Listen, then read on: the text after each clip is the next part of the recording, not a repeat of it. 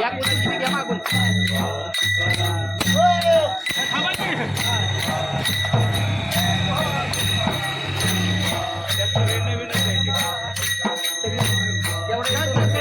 म्हणते ते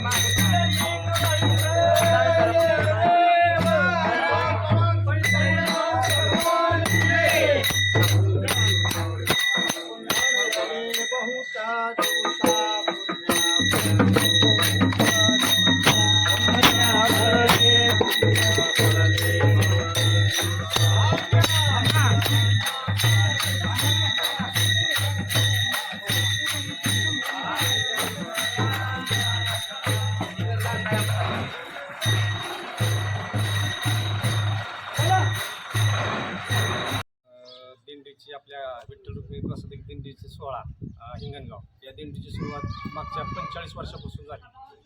दिंडी तरी अगोदर दिंडी ही ठराविक गावातील लोक कोपार्डीच्या दिंडीतून जात होते.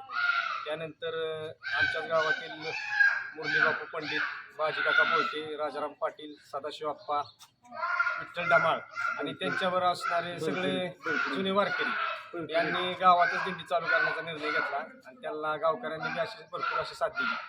मग त्यासाठी लागणाऱ्या पंक्ती असतील, त्यासाठी लागणारी देणगी असतील, अगदी भांड्यांपासून म्हणजे सुरुवातीच्या काळाला तर अगदी पहिलं तंबूमध्ये कंदील असायचे.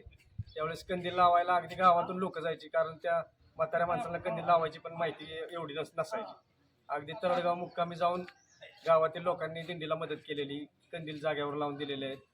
आणि नंतर दिंडीचे हळूहळू वाढत जाऊन मग आता दिंडीची 3 वाहने आहेत. सेपरेट टँकर उल्हासराव भोटे इनामदार यांनी स्वखर्चातून दिंडीसाठी टँकर मोफत दिलेला आहे. त्यासाठी सौजन्य पद्मराज डॉक्टर भोटे, तसेच त्यांचे चिरंजीव उल्हासाहेबांचे रणजित भोटे, तसेच पिकअपसाठी सौजन्य दिलीप सदाशिव भोटे आणि ट्रक असा गावातील वारकऱ्यांच्या सहकार्यातून आणि देणगीतून असं सगळं चालू आहे.